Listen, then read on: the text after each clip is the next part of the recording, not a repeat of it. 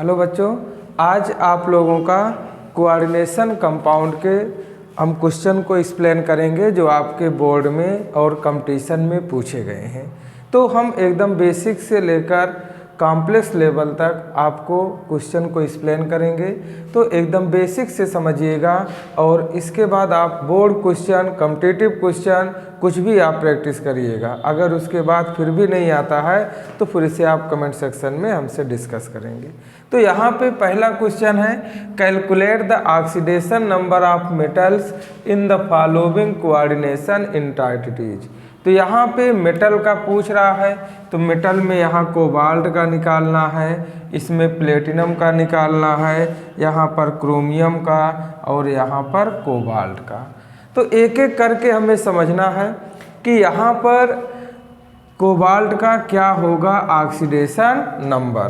तो एक बार पहले हमने आपको पूरा कॉन्सेप्ट बता रखा है डिटेल में। अगर आपको प्रॉब्लम हो तो एक बार पीछे ज़रूर उसको क्लियर करें, फिर उसके बाद आप क्वेश्चन सॉल्व करेंगे कि किसके लिए क्या हमें वैल्यू पुट करना है, किस आयन के लिए क्या रखना है, किस मॉलिक्यूल को जीरो रखना है, किसका माइनस रखना है, किसका प्लस रखना है।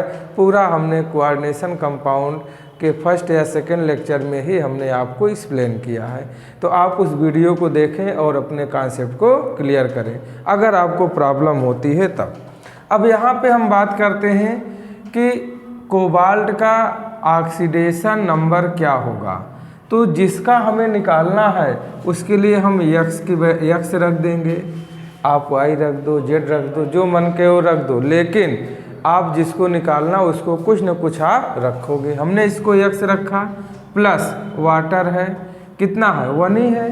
तो वाटर का न्यूट्रल मॉलिक्यूल होता हमेशा 0 रख देंगे। तो 1 है तो 1 × 0 कर दिया, या सीधे 0 रख दो।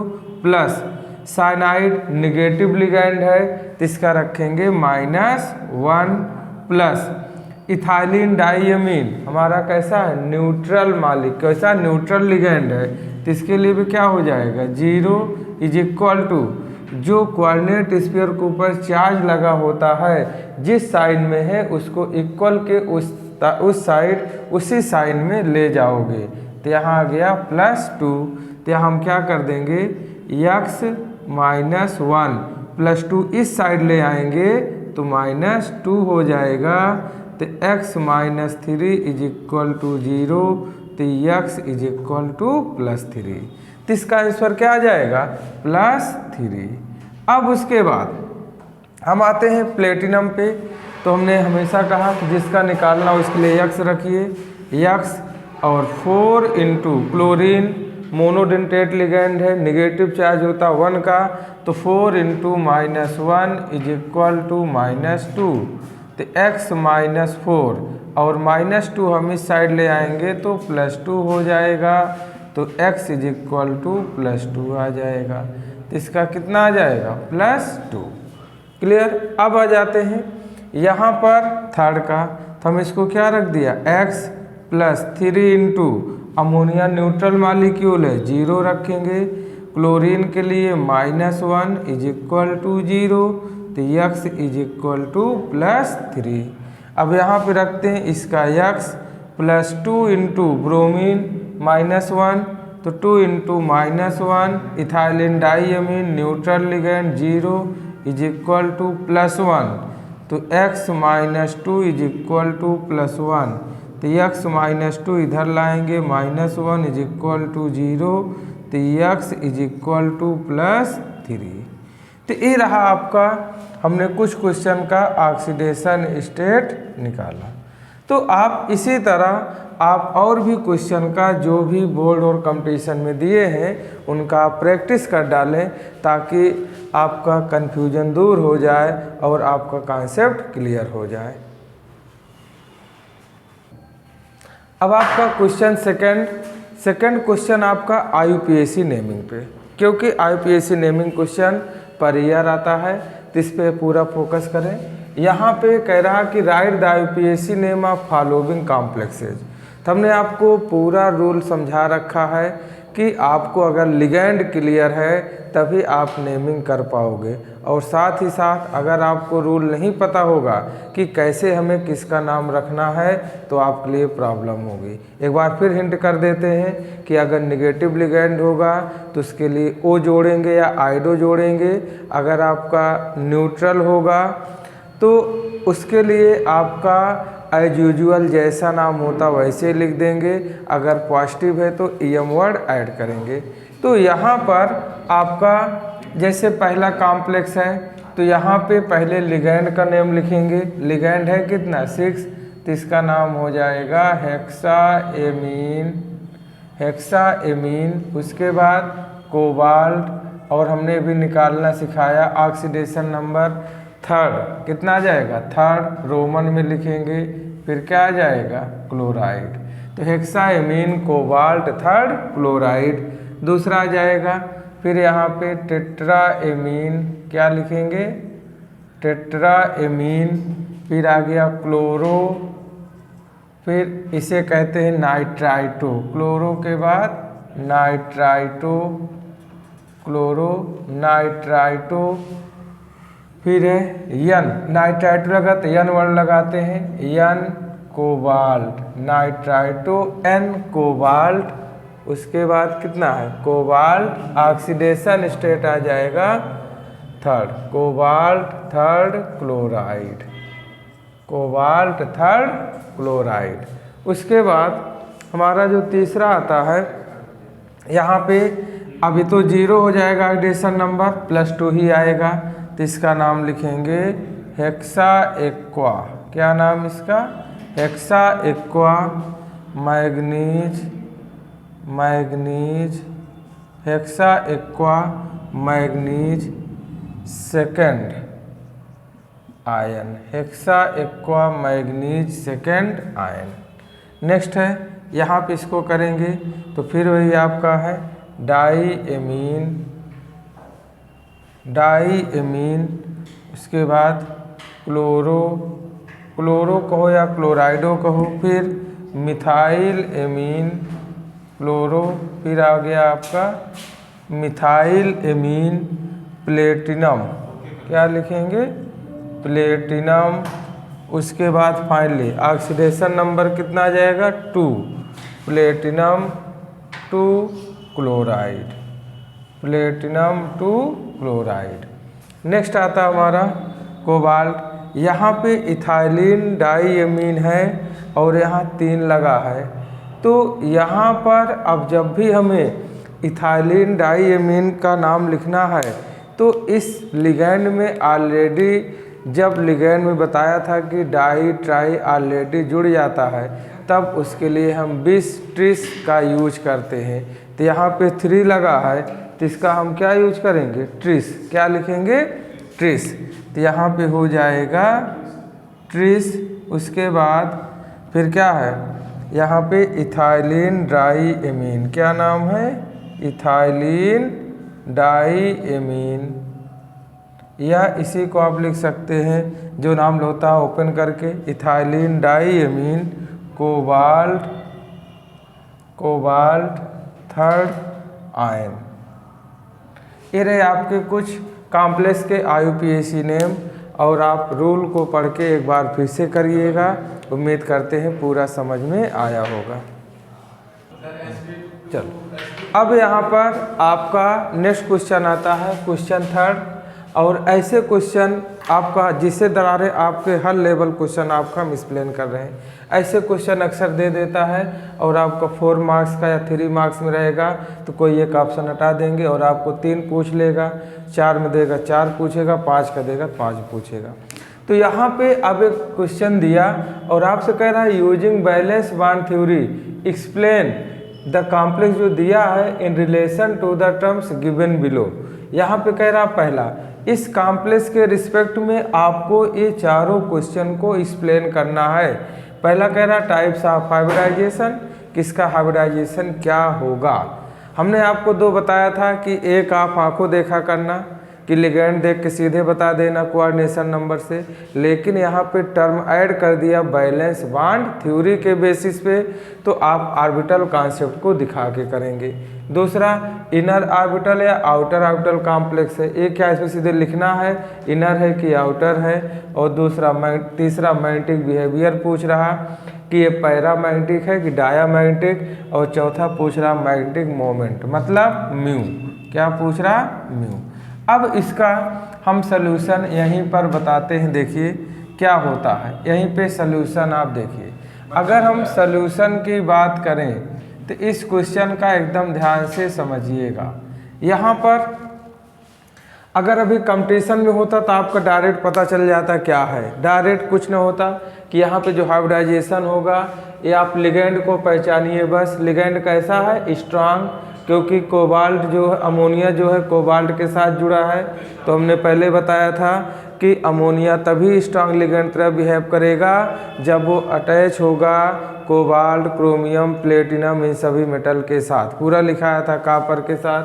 तो यहाँ पे कोबाल्ट के साथ है तो कैसा बिहेव कर रहा है स्ट्रांग लिगेंड की तरह। जब स्ट्रांग लिगेंड होगा तो पहले डी सबसेल इन्वॉल्व होगा, इलेक्ट्रॉन को पेयर कर देगा, तो यहाँ पे D2sp3 हो जाएगा। सिंपल देख के हो जाएगा, लेकिन इसको भी हम प्रूव करते हैं। आंसर क्या लिखेंगे इसका D2sp3 देख के। फिर अभी इसको हम ऑर्बिटल कॉन्सेप्ट से एक्सप्लेन करते हैं कैसे आया। फिर दूसरा कह रहा है इनर कॉम्प्लेक्स है कि आउटर ऑर्बिटल कॉम्प्लेक्स है।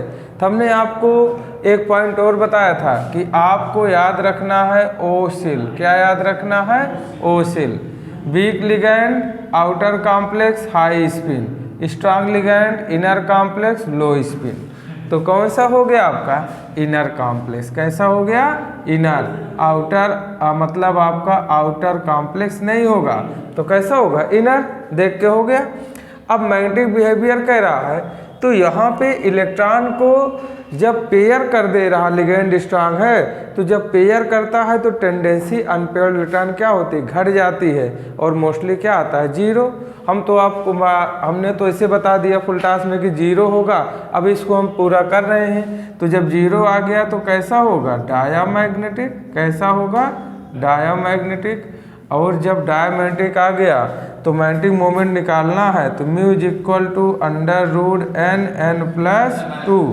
तो यहाँ पे जब n की वैल्यू जीरो है तो म्यू की वैल्यू भी क्या आ जाएगा जीरो, एकदम सिंपल। लेकिन अब इसको हम पूरा वैलेंस बॉन्ड थ्योरी के अकॉर्डिंग एक्सप्लेन करते हैं। तो अब यहाँ पर ये जो दिया गया है हमने सभी ऑप्शन आपको एक्सप्लेन कर दिया। तो अब आप ऑलरेडी क्वेश्चन लिख चुके होंगे, तो इसको अब हम रफ करते हैं फिर एक्सप्लेन करते हैं क्या होता है। देखिए तो यहाँ पर ये आपका अगर हम बात करें तो ये जो कॉम्प्लेक्स है समझे इसको हम वैलेंस बॉन्ड थ्योरी के थ्रू एक्सप्लेन कर रहे हैं। तो CONH3 6 और यहाँ क्या आ जाएगा +3। तो सबसे पहले कोबाल्ट का ऑक्सीडेशन नंबर निकालना है जो कितना आएगा +3, क्योंकि अमोनिया न्यूट्रल लिगेंड है और इसके लिए क्या रखेंगे जीरो।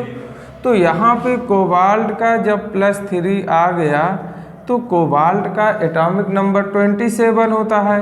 3 इलेक्ट्रॉन अगर प्लस आ रहा तो माइनस कर देंगे, 24 आ गया। अब इसका हम इलेक्ट्रॉनिक कॉन्फ़िगरेशन करेंगे, और हमने बताया था कि जब भी अनपेयर्ड इलेक्ट्रॉन निकालना हो तो हमेशा हुंड रूल का यूज करेंगे। तो यहाँ पे कितना आ जाएगा 3p6 18 हो गया, उसके बाद बचा कितना 18 और 6 तो कितना आ जाएगा 3d6। हम इस सब सेल को पकड़ेंगे 3d6। अब यहाँ पे लिगेंड को पहचानना है कि लिगेंड कैसा है स्ट्रांग, तो अब हम डी सबसेल बनाएंगे। डी सबसेल जब हमने बनाया तो यहाँ पे कौन सा है ये 3d है, 3d के बाद 4s और 4s के बाद 4p, क्या आ जाएगा 4p। ये हमारा 3d ऑर्बिटल है, कितने 5। तो यहाँ पे कितने इलेक्ट्रॉन है 6 1 2 3 4 5 6। अब उसके बाद हमें देखना है कि जब आपने 6 फिल कर दिया इस ऑर्बिटल में तो लिगैंड कैसा है, लिगैंड हमारा अमोनिया है और कैसा है, स्ट्रांग। जब स्ट्रांग लिगैंड है तो इलेक्ट्रॉन को ऑर्बिटल में पेयर कर देगा। ए इलेक्ट्रॉन इसके साथ पेयरिंग कर लेगा, ए इसके साथ पेयरिंग कर लेगा। तो यहाँ पर हमारा क्या बन जाएगा, आप देखें 1 2 3 4 5। तो यहाँ पर आपका अब 2 वैकेंट ऑर्बिटल आए। अब उसके बाद हमने फिर यहाँ पे लिखा, यहाँ पे 4s और यहाँ क्या है 4p। ये क्या हो गया 3d, ये है 4s और ये क्या है 4p। अब समझे, अब इसको जब आपने पेयर करा दिया तो अब इसमें समझे कि हमारा लिगैंड अमोनिया है कितना, तो अमोनिया कितना है 6। अब 6 को इस ऑर्बिटल में फिल करना है। तो पहले तो अमोनिया यहाँ आ जाएगा 1, दूसरा कहाँ गया 2, फिर 3 4 5 और 6। तो जितने वैकेंट ऑर्बिटल हैं वहाँ हम लिगैंड को फिल करेंगे। तो हम देखेंगे कि डी सबसेल में डी सबसेल कितना इन्वॉल्व हो रहा है इस लिगैंड से, 2 है तो हमने लिख दिया D2। यस कितना है 1 यस, और P कितना है 3 ऑर्बिटल, तो D2sp3 कैसा हो गया। तो हमारा जो हाइब्रिडाइजेशन हुआ वो क्या आ गया D2sp3। अगर यही वीक लिगैंड होता तो इलेक्ट्रॉन की पेयरिंग ना कराते तो और आगे बढ़ जाते, 4p के बाद 4d ऑर्बिटल 4d सबसेल में लिखते, अब फिर आपका sp3 D2 हो जाता, क्योंकि वीक लिगैंड इलेक्ट्रॉन को पेयर नहीं कर पाता।